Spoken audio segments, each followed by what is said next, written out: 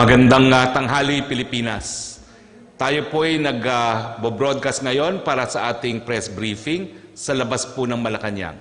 Panandalian pong sinarado ang new executive building kung nasaan po ang ating tanggapan at kung nasaan ang ating press room. So palapit na po ang COVID, nakapasok po sa new executive building, pero hindi po nating papayagan na matigil ng COVID ang ating pang-araw-araw na katungkulan sa taong bayan na magbigay ng balita sa mga bagay-bagay na nakakaapekto po sa kanilang pang-araw-araw na buhay. So umpisahan po natin ang ating press briefing sa pamamagitan po ng pag-summarize nung talumpati ng ating Presidente Rodrigo Roa Duterte tungkol po sa COVID-19 na nangyari po kagabi pero pinalabas po kanina umaga.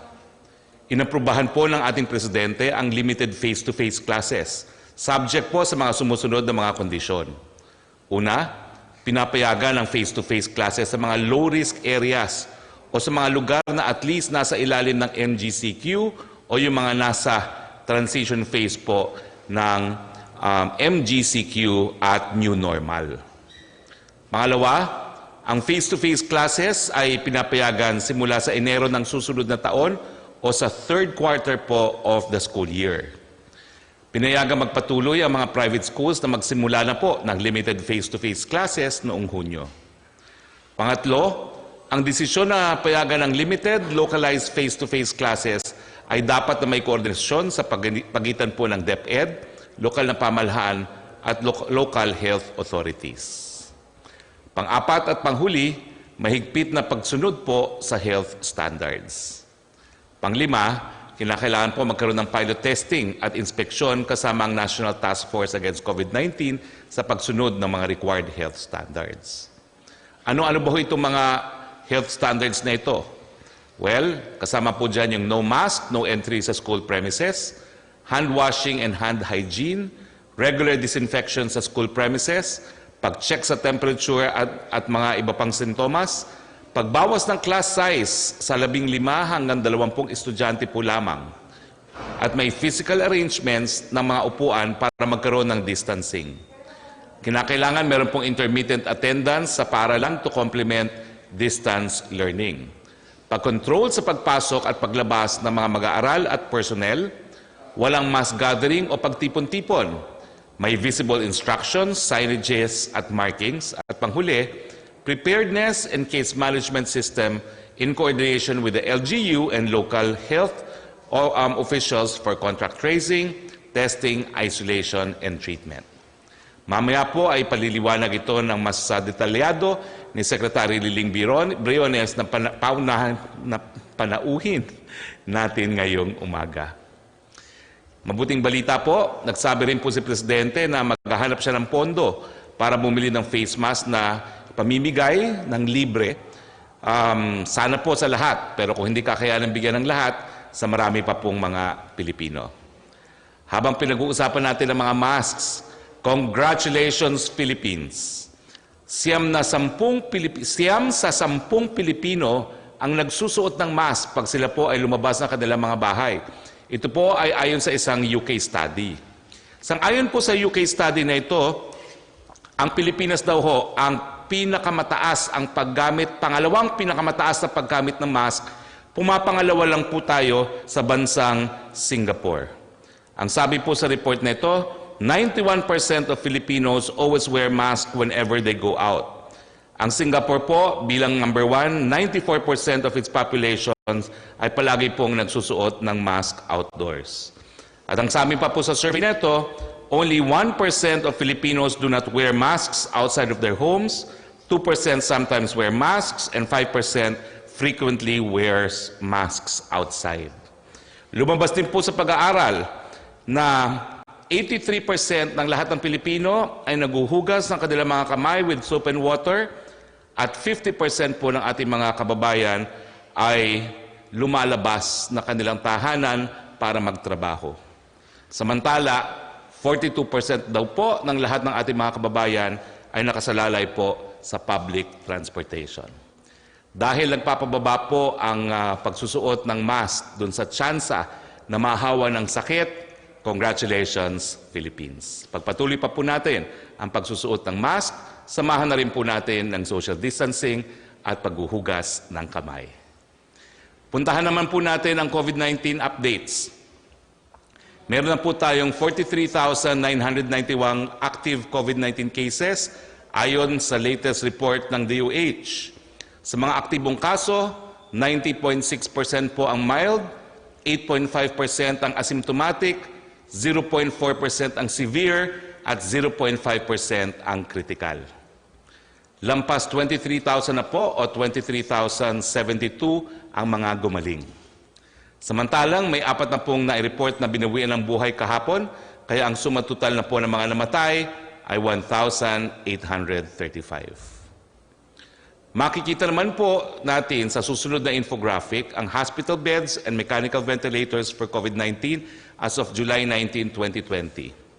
Actually po, magandang balita ito dahil dumami po yung mga available na mga ICU beds at hospital beds. Sa katunayan po, meron po tayong 1,358 ICU beds, 665 or 49% ang occupied at 693 or 51% pa po ang available. So, dumami po ngayon ang ating ICU beds. 10,573 naman po ang ating isolation beds. 5,196 or 49.1% ang occupied. 5,377 or 50.9% ang available. So, yung mga asymptomatic at mga mild, pwede pa po tayong pumunta sa ating isolation centers at ipapakita po natin kung ano ang mga itsura ng mga isolation centers kung hindi po ngayon sa mga susunod na press briefings. No? Ang bilang naman natin po ng ward beds ay 3,665, 2,013 or 54.9% ay occupied, 1,652 or 45.1% ay available pa po. Sa ventilators, marami pa po tayo.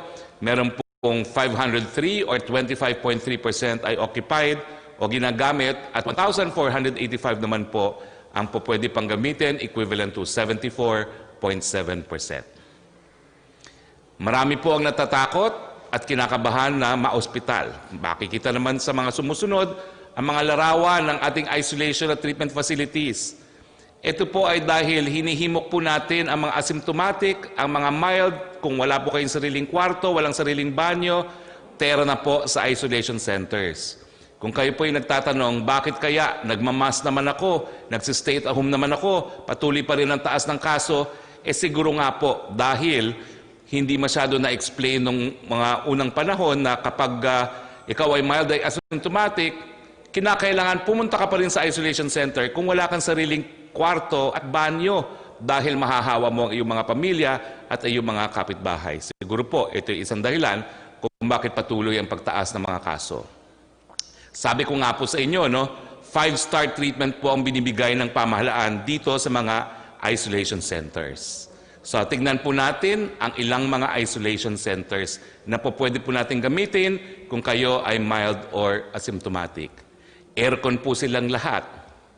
Meron pong 3 beses sa isang araw na pagkain libre. Meron pong wifi, meron din pong mga nurses, meron din pong mga doktor. At libre pa po ang pick-up o pasundo papunta po sa ating mga isolation centers. Sa mga kababayan na asymptomatic or mild, mag-hotel muna ho kayo dahil mainit ang panahon naman. At ito po talaga ay makakatulong para mapababa po natin yung dumadaming kaso ng COVID sa ating bayan. Sa ibang bagay naman po, naglungsad po ang aking alma mater, ang UP, ng programa para makalikom ng pondo para sa mga estudyante. Ang tawag dito po ay Kaagapay sa Pag-aaral, Fundraising and Resource Generation Campaign.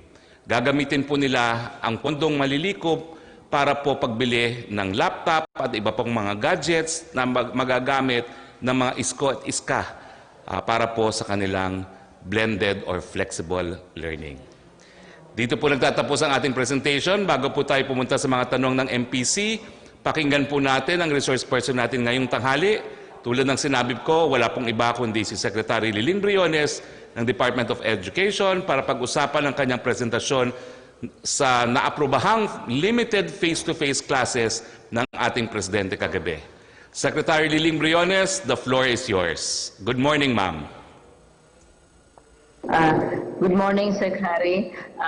Maraming salamat sa binigay na opportunity para sa amin sa DepEd na mag-present ng main features ng ating limited face-to-face program.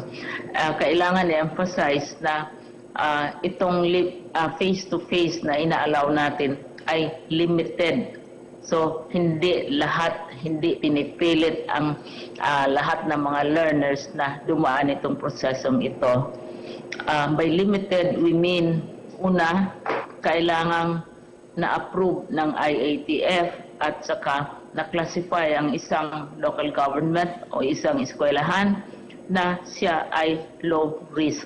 Para lang ito sa mga paaralan, para lang ito sa mga local governments, kasi sila humihingi nito na low ang kanilang risk assessment. Pangalawa, kailangan mag-comply sila sa mga requirements ng ating chief implementer. Ang ating chief implementer may mga payo na halimbawa ang ating i-limit yung mga mass gatherings. Kailangan i-control natin kung air-conditioned ba ang ating mga paralan, i-control ang temperatura ng ating mga classrooms, kailangan ang size ng classrooms, lalo na sa public schools, angkop para sa social distancing. At pinaka-importante, tayo ay compliant sa minimum health standards ng Department of Health. So, hindi ito para sa lahat, hindi ito pinipilit sa lahat ng mga eskwelahan. Para lang ito sa mga lugar na napakababa ng health risk, kagaya ng mga probinsya, mga isla, na zero level na ang kanilang record sa mga bagong COVID cases, sa mga malalayong lugar na hindi naman naabot ng coronavirus. At importante, sinasabi namin, una, 4 itong aspeto, aprobado ng IATF at saka with the consent also of the chief implementer. Pangalawa, yung aming mga school buildings kung saan gaganapin itong mga face-to-face, limited face-to-face classes natin ay harmonious sa mga pangangailangan ng face-to-face learning ngayon. Lalo na sa size ng mga classes, hindi pwede yung malalaking classes, kailangan mga at the most 20, depende sa size ng school room, at saka may mga facilities, mayroong tubig, mayroong stock ng mga gamot, at saka every so often binibisita ng health officer. At mahalagang-mahalaga dahil sila ang humihingi nito, ang mga leagues of local government officials, sila naman ang may request na ipagpatuloy itong limited face-to-face. Mahalaga ang suporta ng local governments. Pero para sa amin, mas mahalaga din, kasing halaga din ang suporta at cooperation ng mga parents. Hindi lamang ito hamon sa DepEd kung paano ipagpatuloy ang edukasyon, maski mayroon tayong COVID, maski mayroon tayong mga sakuna, kasi may mga darating na mga natural disasters in addition to COVID, ay tayo ay ipagpatuloy din ang ating pag-aaral ng ating mga anak. Kung ang bata ay mag-miss out 6 na buwan lang o 1 taon lamang sa pag-aaral, maiwanan siya ng kanyang mga age group, hindi lamang sa bansang ito, kundi sa mga karatig pook, karatig bansa din. Halimbawa, ang Vietnam, nag-umpisa ng klase nila, May pa. Ang Singapore, June, nag-umpisa sila. Ngayon, nagre-review na sila para sa national assessment. Ang Thailand at ibang mga bansa, karamihan sa kanila, July. Tayo ang siguro pinakahuling magbukas ng klase dahil lahat na pag-iingat ang ating ini-install, lahat na pag-aaral, lahat na paraan na pagpatuloy ng pag-aaral ng ating mga anak, ating mga apo, ang ating mga wards, mga learners natin ay talagang safe na safe. Itong lahat ay sunod sa mandato ng Presidente na nag-approve nitong polisiyang ito na limited accent, unlimited. Hindi general na face-to-face, kundi limited face-to-face. Thank you, Sec. Harry. I'm prepared to answer questions. Maraming salamat, Secretary Briones. So simulan na po natin ang ating open forum with the members of the Malacanang Press Corps. Let's start with Joyce Balancio of ABS-CBN. Yes po, good afternoon, Secretary Roque and Secretary Briones. On face-to-face learning lang po, Secretary Briones, dahil sabi nyo nga po, limited po yung number of students na po pwede sa classroom. Ibig sabihin po ba nito magkakaroon tayo ng maraming klase o batches of students? And paano din po yung, for example, may mga ibang magulang na ayaw nila sa face-to-face pero gusto pa rin nilang mag-aral yung anak. So, blended learning din po ba ang ibibigay sa kanila? Secretary Briones. Yes, kasi thank you, Sec. Harry. Yes, kasi ang ating thrust ngayon ay blended learning. Yung mga parents na ayaw talaga ng face-to-face, may choice naman sila na sa online halimbawa. Kung hindi pwede ang online dahil problema ang connectivity, nandiyan ang telebisyon, nandiyan ang radyo, at saka kung hindi pa rin ito pwede dahil siguro malayong-malayo ang parent o ang lugar ng mga bata, yung sinasabi namin na IBM, it's better manual. Kaya yung modular system namin, gagamitin pa rin yung mga reading materials, mga learnings, etc. I-deliver yan sa mga bahay ng mga bata. Siguro sabihin natin, paano yan with more than 20 million students? But if you reduce it to the school level, sa tulong ng mga local governments, ay ito ay magagawa at the level of the school. At saka ang teachers naman ay mamobilize din sila. Sinubukan na natin ito sa Navotas, sinubukan na ito ng ilang eskwelahan kasi nagkaroon na tayo ng tinatawag natin simulation ng blended approach na yung apat na pamamaraan ay sinubukan natin from kindergarten, elementary at hanggang senior high school, junior high school, at nakikita natin ito ay umobra.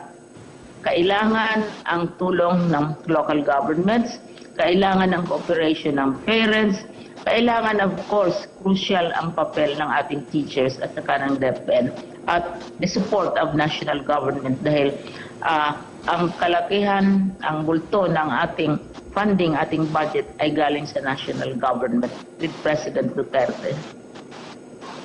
Pa-follow up din po, Secretary Liling, napag-usapan po ba sa meeting with PRRD kung meron kayong recommendation to move yung date ng opening of classes? Kinakailangan din po ba ito ng DepEd ngayon? Right now, hindi namin yan pinag-uusapan yung opening ng classes dahil maski mayroon ng batas, no, na yung bill na nagbigay ng kapangyarihan sa presidente na mag-determine ng opening of classes, pwede niya yung baguhin, pero kakapirma pa lang niya, kailangan pa ng implementing rules and regulations. So, yung current batas na nagsasabi na hindi tayo lalampas ng August para sa basic education ay nandyan pa rin. Kaya yung opening natin patuloy pa rin na ipaggawa natin. At nakakasana talaga by August 24, I'm confident na ready na kasi nasa stage na kami na nagsa-simulation na dry runs na at saka yung mga materials, yung sa modular para sa yung sinasabi natin na talagang wala nang yung ibang paraan ay hindi pwede, ay mag-start na ng distribution and production ng mga modules na ito. So lahat naka-schedule, naka-gear towards August 24. Dahil nga, sinasabi ko, wala pa namang implementing rules and regulations ang bagong batas. Thank you po, Secretary Liling. Back to Secretary Roque. Just one question lang po, Sec. Yes, Joyce. Apo, tukol po dun sa utos ni Pangulong Duterte na arestuhin na po yung mga lumalabag sa quarantine protocols. Just to be clear, what specific violations po applicable ito? Wearing of face mask and physical distancing din po ba? And how are we going to do it? Detention po ba or fines? And also yung worries ng iba na baka magamit daw po ito sa abuse? Kasama po yan dun sa binubuong Unified Ordinance, no? Na isusulong po ng Metro Manila Council sa mga iba't ibang konseho ng Metro Manila. So antayan po natin yan dahil nasa iba't ibang lokal na pamahalaan na po yung draft ng Unified Ordinance. Meron po ba, sir, target date for implementation ito? Wala pa pong naiset na target date pero that's as soon as possible kung maisasabatas na po ng mga iba't ibang mga konseho. Thank you, Secretary. Thank you, Joyce. Punta tayo kay Yusek Roque, please. Good afternoon, Secretary Roque. Question from Vance Fernandez of Police Files.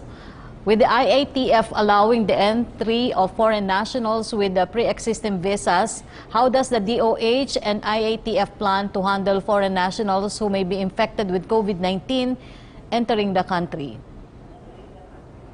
Susunod po sila sa ating quarantine protocols, no? Kinakailangan pagdating, quarantine muna, magpapa-PCR test sila. Kapag sila ay negative, tsaka lang sila po pwedeng lumabas. Kung sila po ay may sakit, quarantine po sila for 14 days hanggang sila po ay gumaling. Questions from Francis Wakefield of Daily Tribune. Reaction po daw sa challenge ni Opposition Senator Kiko Pangilinan for President Duterte to certify as urgent the anti-political dynasty bill to prove his promise that his administration is willing to dismantle rule of certain groups in the government. Parang mali po yung paghamon niya kasi ang pagpapasa po ng batas ay isang katungkulan ng lehislatibo, no? So kinakailangan po siguro hamunin niya yung mga kasama niya sa Senado at sa mga Kamara na ipasa yung batas na yan. From Pia Ranyada of Propler, can we ask if President Duterte approved DepEd proposal on limited face-to-face classes? He did po, subject to the guidelines discussed just now by Secretary Liling. Secretary Liling, perhaps you can address this. Ang sigurado po ako na aproban na ni Presidente, pero in the actual implementation, sino pong i-coordinate ng DepEd for the actual implementation of this limited face-to-face? Sa actual implementation, tama ka, Secretary, kagabi, inapprove ni President. Ang liwanag naman ang sinabi niya na sang-ayon siya sa programang ito. Ang mag-implement, of course, is the Department of Education because yan ang may mandato para mag-implement ng polisiya na inaprubahan ng Presidente, ng Kongreso at saka ng Senado. Ngayon, paano ito mapatupad? Kumpleto naman ang struktura ng Department of Education, direct from the central office down to the regional office. Bawat lugar, bawat probinsya, mayroong division superintendents, mayroong supervisors, mayroong principals, etc. Now, yung talagang gustong-gusto at saka eager sila to go into limited face-to-face, susulatan nila ang regional director. Kasi sobrang malayo na kung sa Maynila o sa Pasig pa sila susulat. Susulatan nila ang regional director. Napagsabihan ko ng aming mga regional directors na i-monitor na nila dahil sa level nila, makikita naman nila, malalaman naman nila, alam nila kung alin ang mga eskwelahan na handa o interesado na mag-implement ng limited face-to-face. Ang mag-aprobar nito ay ang regional directors, pero subject to review of the Secretary of Education. Sa palagay ko, ang implementation nito ay hindi naman masyadong komplikado dahil kumpleto ang struktura ng Department of Education. Ang magpapatagal lang siguro dito yung pag-inspect ng facilities ng eskwelahan na gustong mag-limited face-to-face.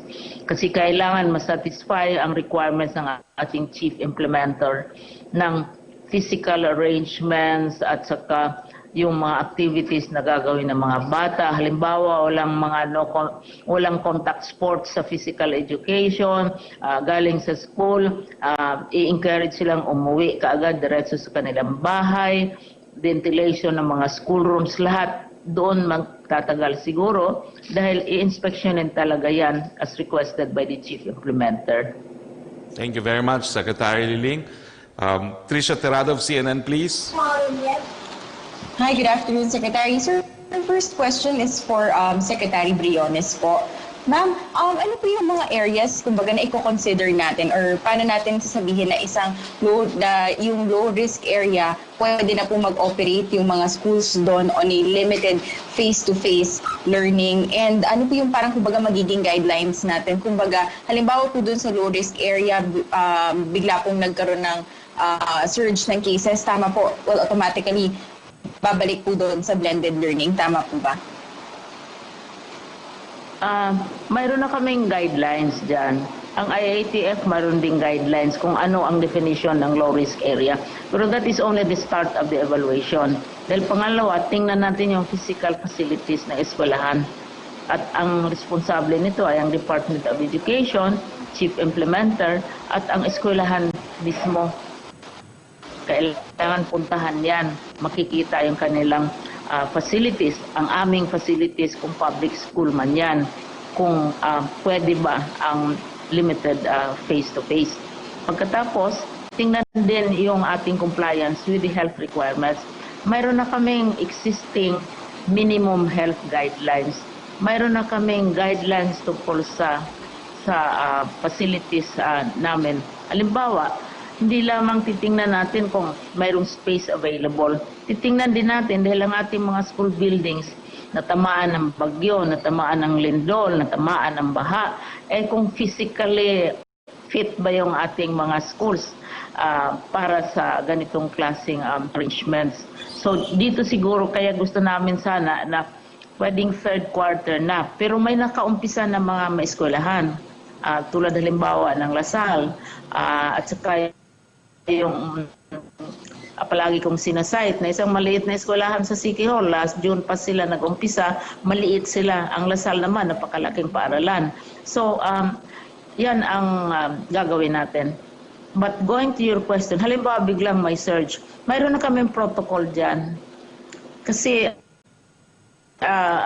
mayroon na kaming established na protocol. Pag may surge, pag may, siyempre, you immediately do what should be done. Kung magsabi si IATF na shutdown, shutdown. Kung magsabi sila na kailangan ganitong klaseng precautions, susundin yan. Hindi natin ipipilit yung ginagawa natin dahil nagbabago ang panahon. Okay. Thank you, Secretary. Spokes, my question is for you naman po. Sir, kasi kagabi po sa briefing, tatanong lang po sana kung napag-usapan po ba or nabanggit ba ni Presidente or na-discuss sa kanya yung pagkamatay po ng high-profile inmate na si JD Sebastian. I think additional question na rin, sir, kasi ngayon parang may debate about dun sa pag-i-invoke ng data privacy law. Some are saying na hindi ito applicable dun kay high-profile inmate JD Sebastian, while others are saying na kahit na preso to, ay kahit na ganun yung sitwasyon niya, it should still be respected yung, or kailangan pa rin i-invoke tong Data Privacy Act, sir. Well, una-una hindi po nabanggit yan kahapon. Pangalawa, gaya ng sinabi ko kahapon, nagpulong na po si Secretary Maynard at yung ating head ng Muntinlupa at kinonfirm nila yung pagkamatay po ni Sebastian. As to whether or not the data privacy is applicable, ang pagkakaintindi ko pa naman, kinakailangan mag-report ang Muntinlupa kung sino yung mga detainees na namatay.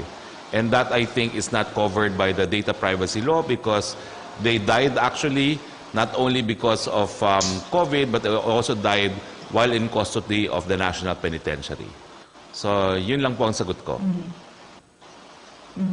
Secretary, follow-up lang po because I think last week, Secretary Vince Dizon said na i-release na po yung guidelines for expanded testing. Is that available now? Mas marami na po ba yung, kumbaga, masasakop dun sa bagong testing? May guidelines na po ba tayo for that? Well, antayin po natin yung release ng guidelines, but what was approved in principle by the IATF is we will certainly, mas marami tayong itetest, hindi lang yung mga symptomatic, hindi lang yung mga nagkaroon ng contact sa mga COVID positive. Lahat po ng frontliners, itetest na natin at kasama po sa frontliners, ang mga security guards, ang mga sales clerks sa mga tindahan, at kasama rin po ang mga miyembro ng media. So expanded po ang definition natin ng frontliners at pati po mga asymptomatic dahil sila nga po yung mga silent carriers, no? Isasama na rin po natin yan sa testing. Thank you, Secretary. Thank you, Trish. Yusek Roque again, please.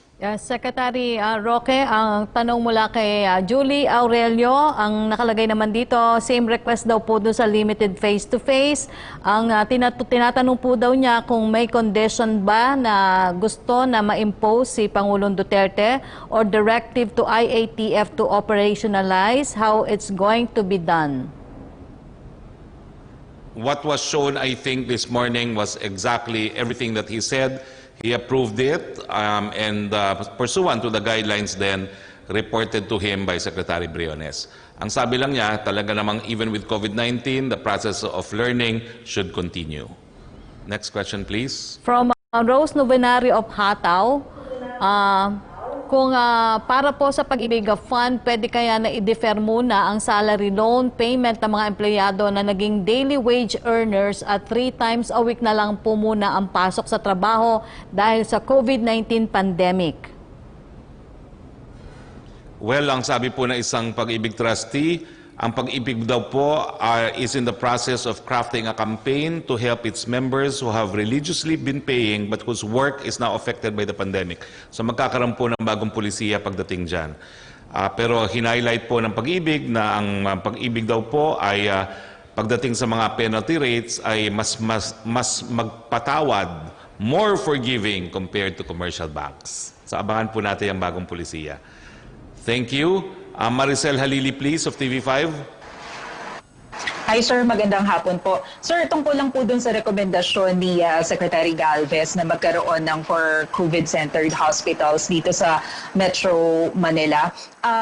Ano po yung, meron na po ba tayong mga inaay na mga existing hospitals or potential na pwede nating i-convert na maging COVID center, or are we planning to, kumbaga, start from scratch kagaya ng ginawa ng China that they built a hospital for 10 days? Hindi po, ngayon meron na tayo.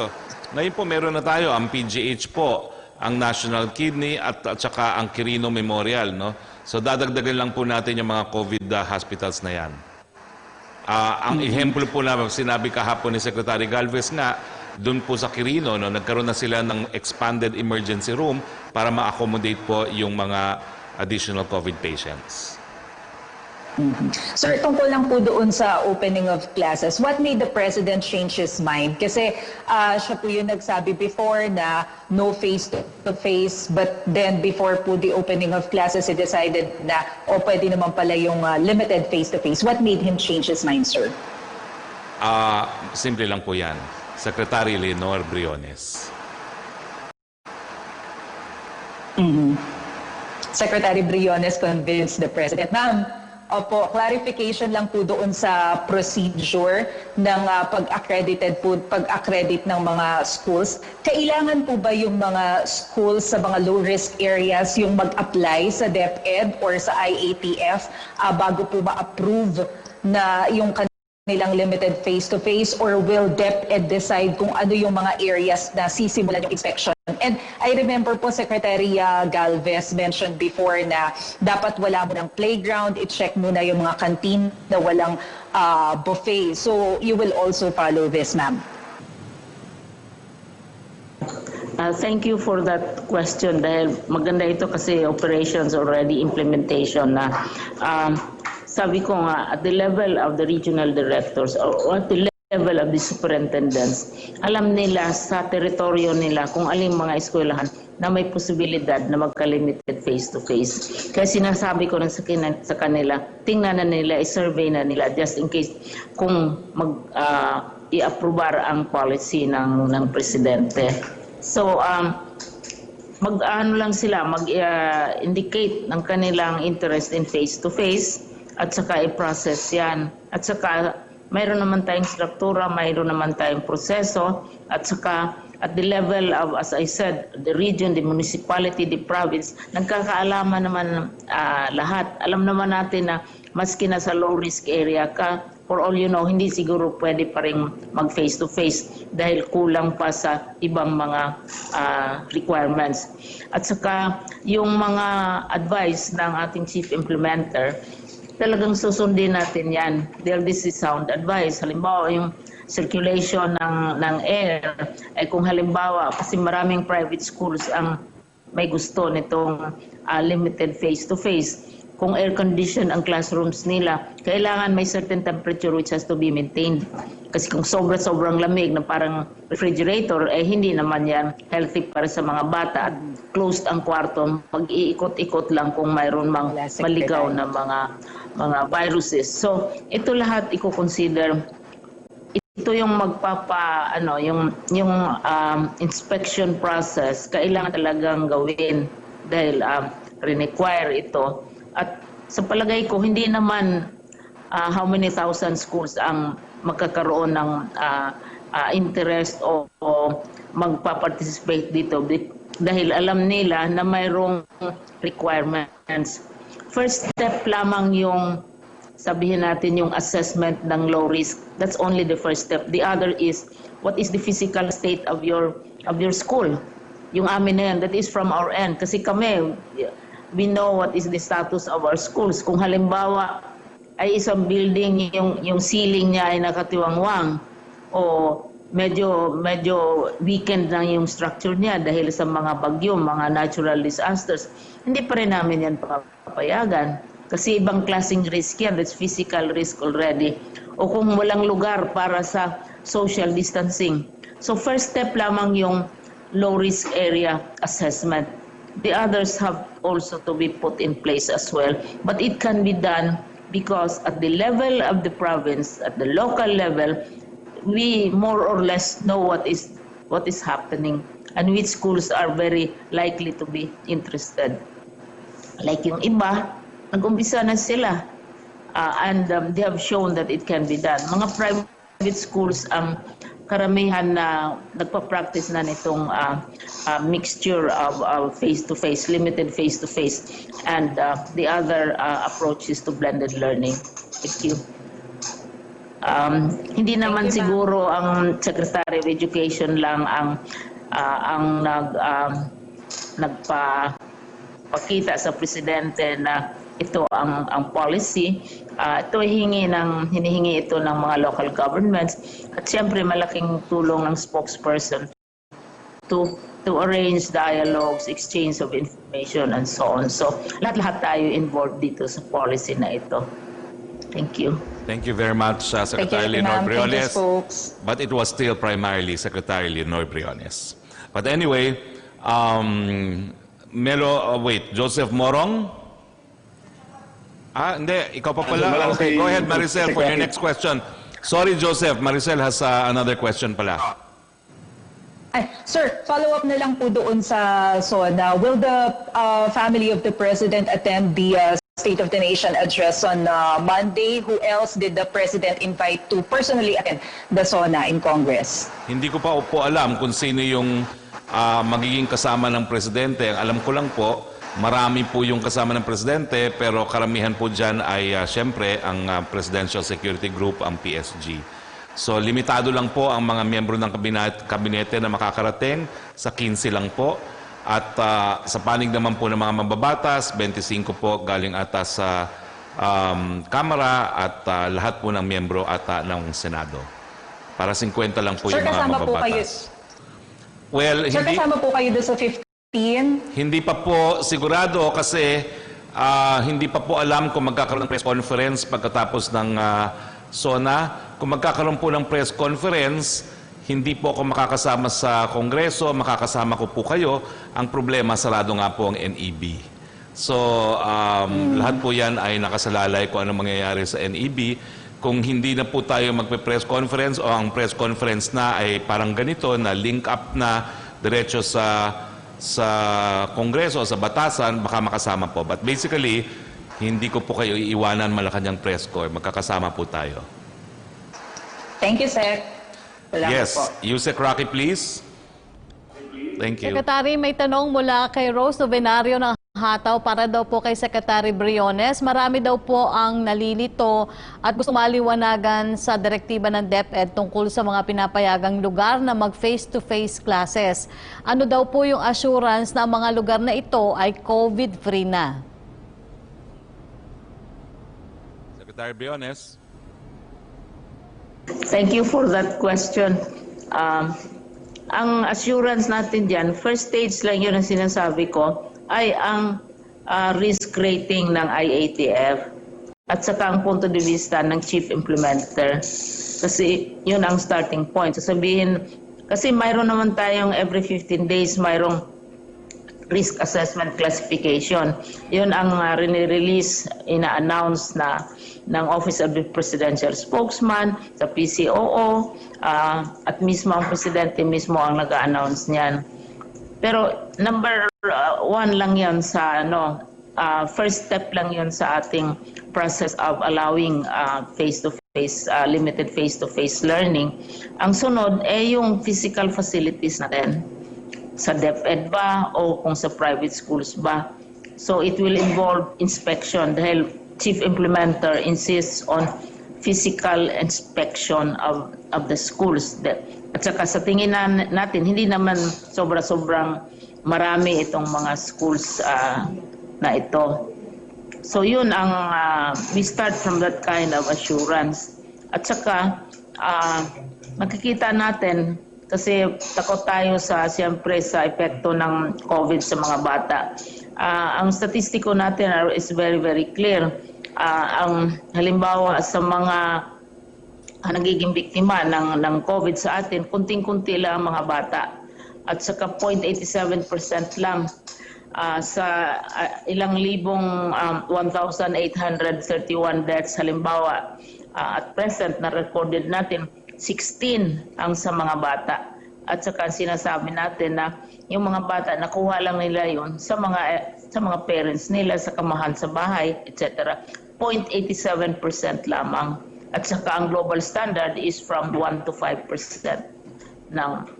of the total COVID victims. Napakaliit talaga ang epekto ng COVID sa mga bata. Siguro isang blessing yan sa ating mga kabataan na hindi sila masyadong na-affect ng COVID pandemic na ito. So thank you. Opo, may tanong din po si Angel Ronquillo, Secretary Briones. May mga napili na po bang lugar o probinsya for limited face-to-face learning?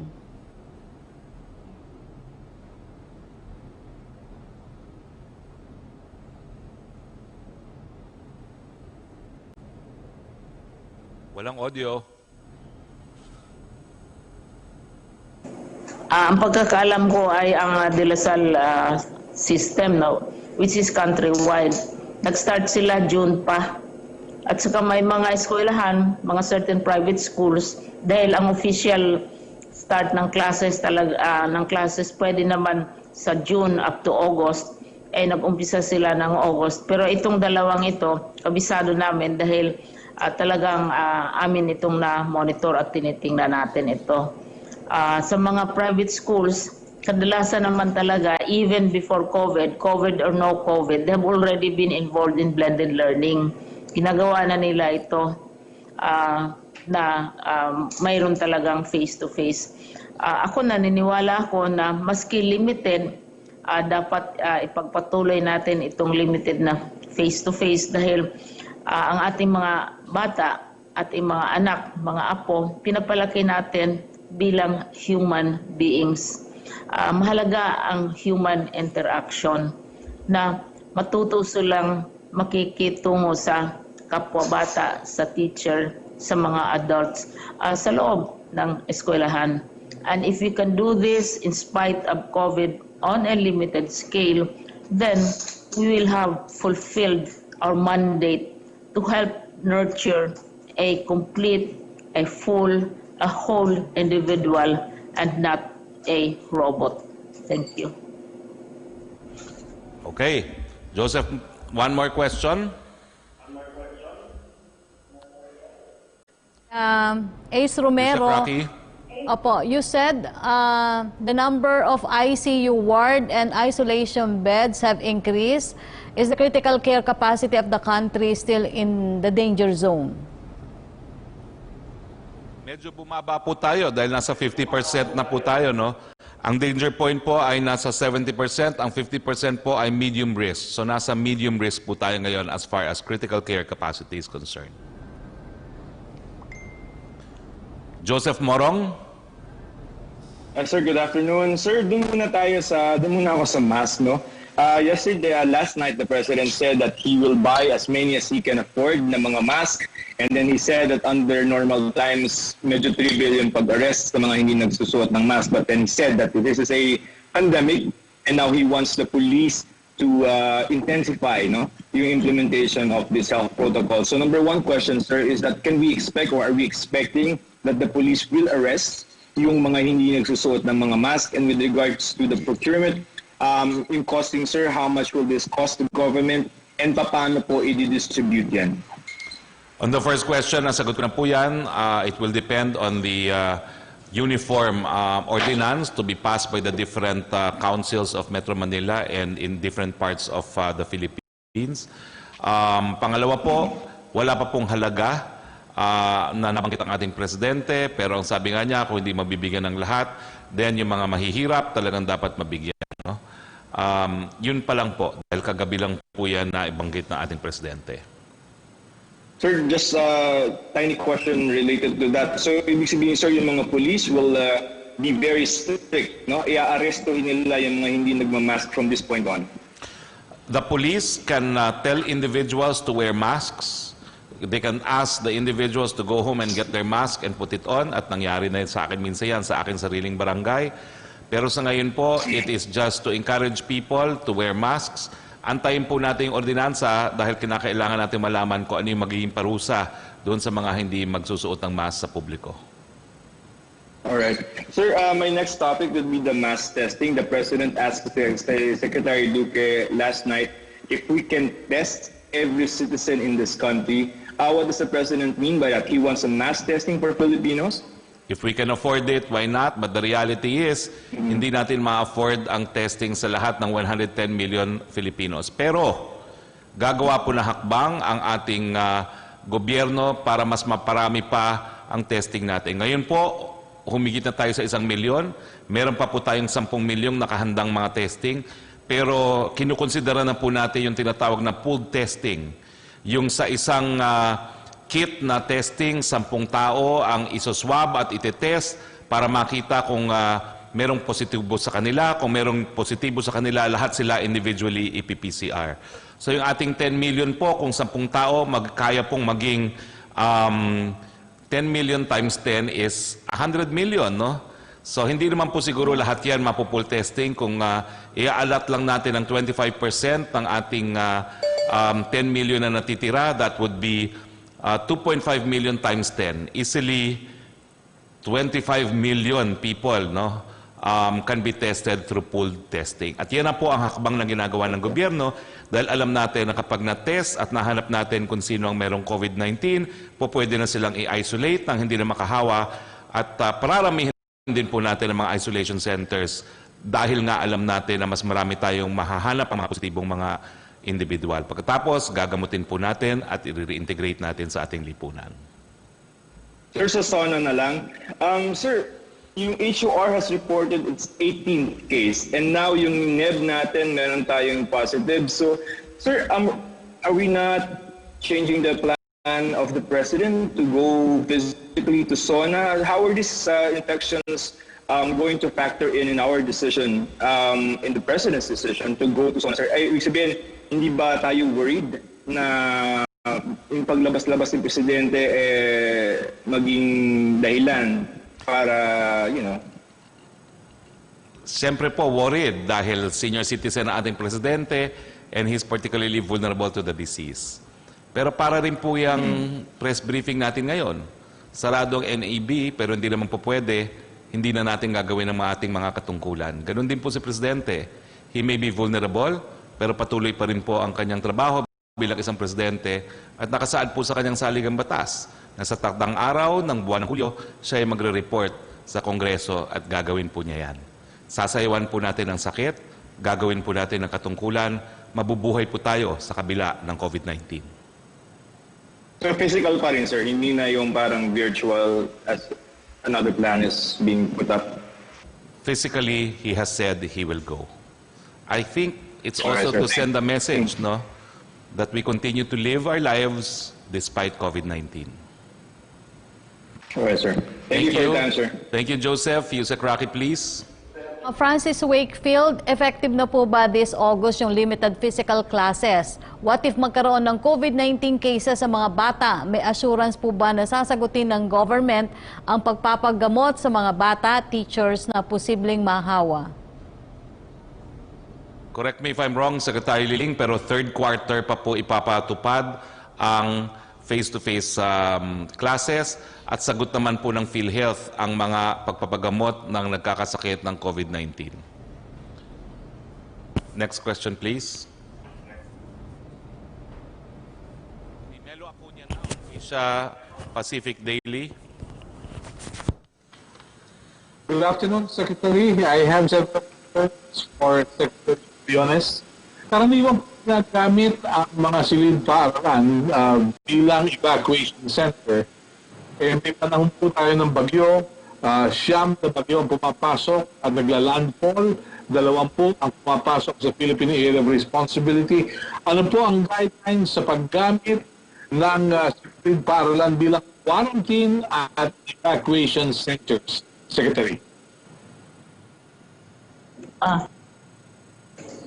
Secretary, I'm sorry, garbled ang communications. Repeat your question, Melo. Hindi ko magets. Yung pong May mga mga paaralan voices, ginagamit na evacuation center at quarantine facilities. Pag yun na naman po ang darating sa Pilipinas, ano po ang guidelines ng DepEd sa paggamit ng mga silid paaralan? Mayroon na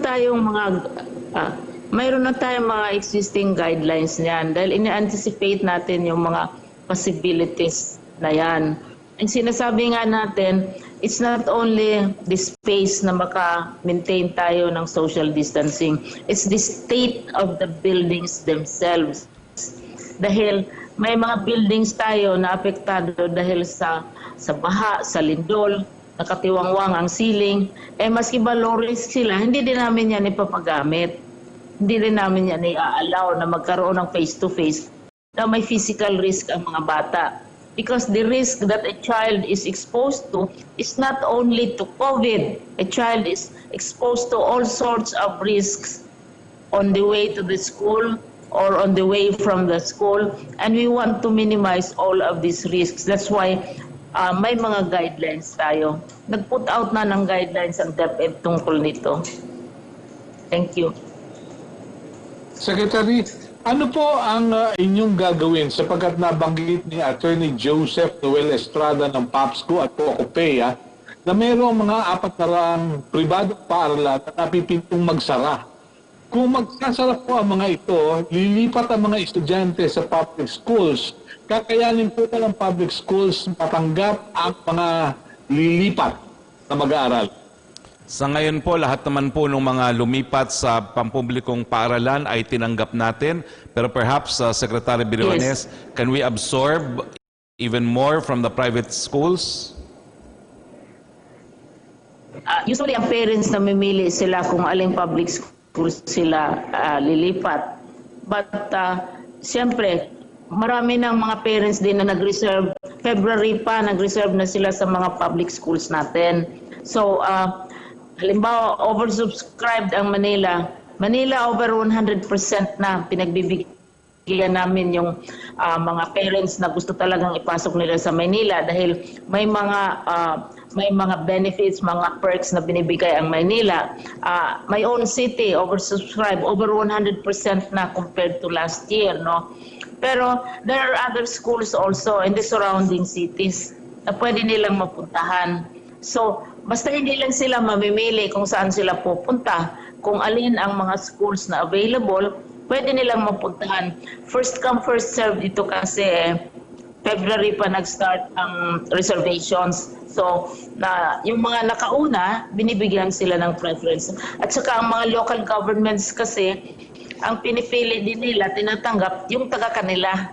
Halimbawa, Maynila, gusto nila taga Maynila. Kung Quezon City, gusto nila taga Quezon City. Pero, tatanggapin din. Tama si Sec. Harry. Kasi nasa konstitusyon yan. Dapat hindi natin tanggihan ang isang bata na gustong mag-aral. Medyo nahuli lang, kasi ngayon lang siguro naka-decide ang parents, but tatanggapin sila. We will allow even late enrollment para makahabol lang ang mga bata. Opo. Secretary Ling, paki-inventaryo din po ng mga paaralan na walang tubig na magagamit panghugas ng kamay ng mga mag-aaral. Hindi na po ako binalikan ni Yusek Berhere ng DOH. Sabi niya, meron silang datos. Pakisuyo lang po. Yes, we have kasi very efficient naman ang aming information system. Mayroon kaming such a list kung how many percent na ang oversubscribed na ba, kung sumobra na. Kasi may mga schools over 100% na talaga at pinagbibigyan pa rin namin o mag-open kami ng additional classes, etc. para ma-accommodate. Pero ang local governments din have a role dahil ang preference nila, yung taga-kanila. Kung mag-aral sa Maynila, taga-Maynila. Mag-aral Quezon City, taga-Quezon City.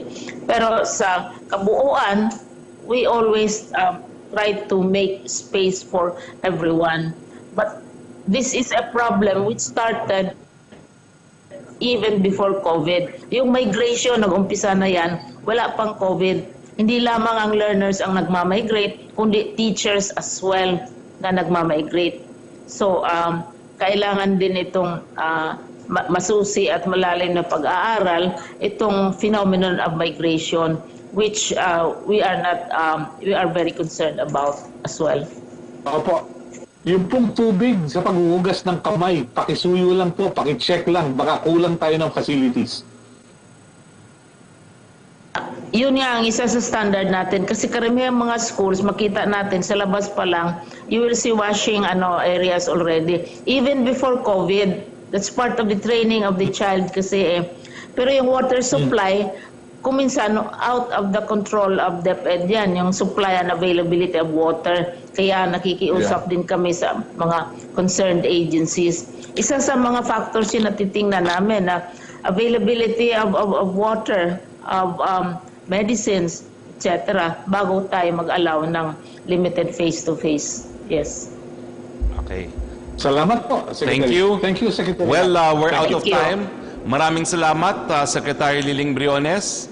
Alam niyo po, sa mga nanonood ngayon, sa inyo po, ordinaryong araw lang po sa inyong panunood ng press briefing ang nangyari ngayon. Pero sa amin po dito sa Malacanang, ito po ay isang malaking accomplishment. Pinasok po ang Malacanang ng COVID at hindi po kami nagpapigil sa COVID para magampan ang aming katungkulan. Congratulations, Office of the Press Secretary. Congratulations, PTV4. Congratulations, RTVN. At ito po ang mensahe ng ating Presidente. Nandyan pa po ang COVID-19, wala pa pong bakuna, wala pa pong gamot. Pero hindi tayo po magpapapigil ng ating buhay. Tuloy po ang pang-araw-araw na buhay. And Philippines, we will heal as one. Good afternoon to all of you.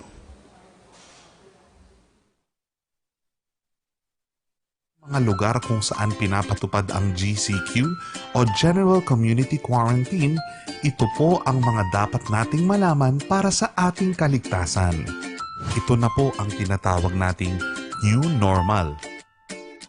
Sa lahat ng oras, dapat wag pa rin nating kaligtaan ang minimum safety standards. Una po, ang safety protocols. Palagi pa din maghugas ng kamay o gumamit ng hand sanitizer. Iwasang humawak sa mga surface na maaaring may tilamsik na galing sa bibig o sa mga bagay na hinawakan na ng ibang tao. Dapat po ay laging magsuot ng mask. Mahalaga ang safe distancing. May distansyang hindi bababa sa 1 metro bawat tao. Kailangan din iwasan ang pakikipagkamayan, ang pag-akap at ang beso-beso. Kahit nagpapapasok na ang ibang opisina, sana'y unahin pa din ang work from home hanggat makakaya. Obligasyon ng kumpanya na magbigay ng shuttle service para sa mga empleyado at hinihikayat naman po ang mga kumpanya na ipatest ang mga empleyado upang makasigurado na wala silang taglay na virus. Ito po ang mga pwede nang gawin. Pwede na po ang pang-individual na exercise sa labas ng bahay gaya ng walking, running, dancing, at biking sa loob lang ng GCQ areas. Hanggat maaari ay huwag muna magtipon-tipon. Kung hindi maiwasan, dapat ay hindi lalampas sa 10 tao. Muli, mahalaga ang safety protocols at safe distancing. Dapat pa din pong manatili sa loob ng mga bahay ang mga may edad na gaya ng mga senior citizen. Hindi rin dapat lumabas ang mga may sintomas ng sipon, ubo, trangkaso. Hindi pa rin po dapat lumabas ang mga bata. Pwede na po ang public transport pero dapat reduced load capacity o sa menos na kapasidad. Ang mga ito po ay ang LRT, MRT, PNR, mga bus, jeep, taxi, eroplano at iba pang inter-island vehicle gayong pwede lang bumiyahe mula sa lugar na naka-GCQ papunta sa naka-GCQ din.